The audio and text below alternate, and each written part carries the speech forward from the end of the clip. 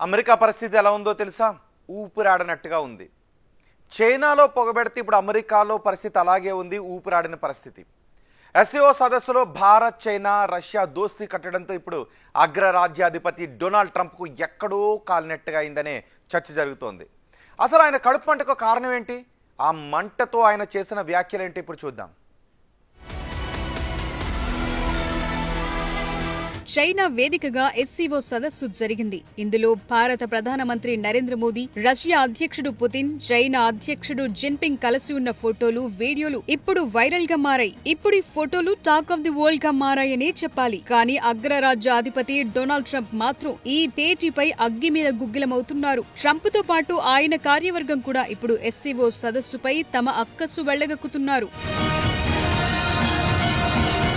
ఓవైపు భేటీ జరుగుతున్న సమయంలోనే డొనాల్డ్ ట్రంప్ తన అక్కసును ఆపుకోలేకపోయారు. మరో వివాదాస్పద స్టేట్మెంట్ ఇచ్చారు. అమెరికాపై విధించిన టారిఫ్లను భారత్ పూర్తిగా ఎత్తివేస్తామని ప్రతిపాదించారని, కానీ అప్పటికే ఆలస్యం అవటంతో ఏం చెయ్యలేని పరిస్థితి అంటూ ప్రకటించారు ట్రంప్. ఈ ప్రకటన ఎంతవరకు నిజమనేది తెలియని పరిస్థితి. ఎందుకంటే తన స్వలాభం కోసం ట్రంప్ ఏదైనా మాట్లాడుతారనే విషయం ఇప్పటికే అనేక సార్లు ప్రూవ్ అయింది. నిజంగా భారత్ అలాంటి ప్రతిపాదన చేసి ఉంటే ఇది తాను సాధించిన విజయంగా ప్రకటించుకునేవారు. తాను భారత్ను దారికి తెచ్చుకున్నానని తనను తానే ప్రశంసించుకునేవారు. కానీ అలాంటిదేం జరగలేదు. అంటే ట్రంప్ మాటలు అస్సలు నమ్మబుల్ గా లేవు.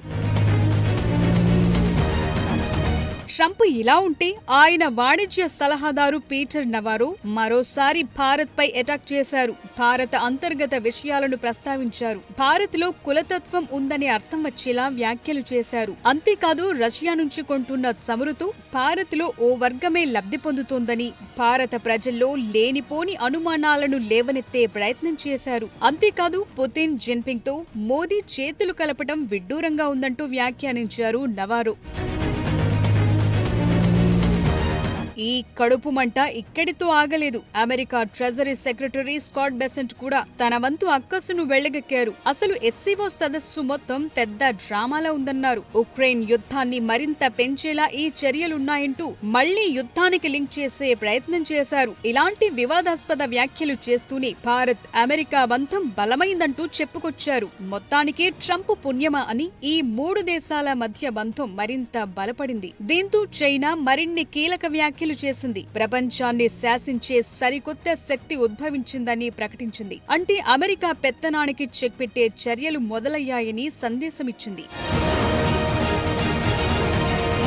నిజానికి డాలర్ పెత్తనం నడవాల్సిందేననేది ట్రంప్ ఆలోచన. దీనికి కౌంటర్ గా దేశాల కరెన్సీలోనే చెల్లింపులు జరిగేలా చర్యలు తీసుకోవాలని సదస్సులో రష్యా ప్రతిపాదించింది. ఇదే కనుక అమల్లోకొస్తే అమెరికా పెత్తనానికి బీటలు పడినట్టే. నిజానికి ఇదంతా సులభం కాదు. కానీ ఈ మైత్రి ఇలానే కొనసాగితే మాత్రం అసాధ్యం అని చెప్పలేం.